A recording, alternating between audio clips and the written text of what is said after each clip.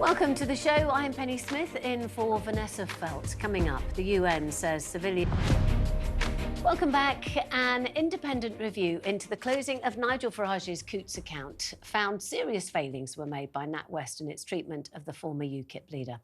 NatWest failed to communicate the decision properly and incorrectly shared confidential information.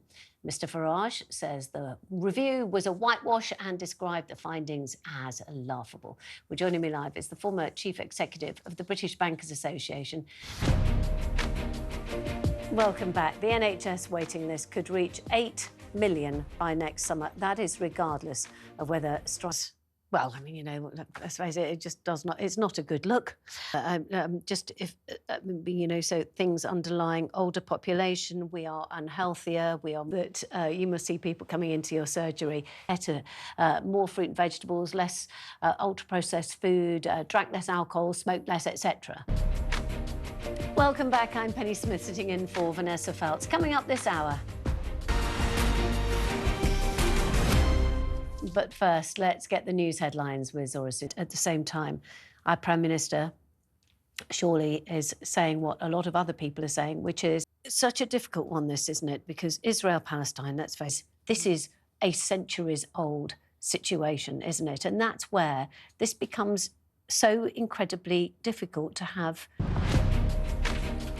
Welcome back. And it seems that bedbugs have well and truly arrived in the UK, with a woman and her family forced to leave Butland's holiday park in Skegness after finding their room.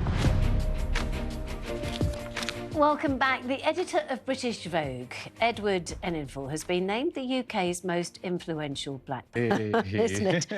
I suppose, I mean, you know, a single black actually means, does historical mean no longer alive? It's also because this has only been, you know, we've only been kind of pointing it out recently, you know, in the last sort of decade. Much knowledge, for example, from podcasts, can't you? 100%, yeah, most definitely. Campbell, of course, not a historical figure. Yes. Edward, not a historical figure, but they are on the power list.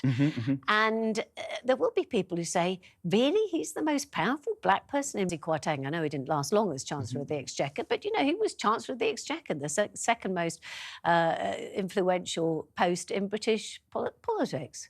From banking in there, there's people from law firms in there, there's people... Most definitely, and I think that there's something to be said in regards to...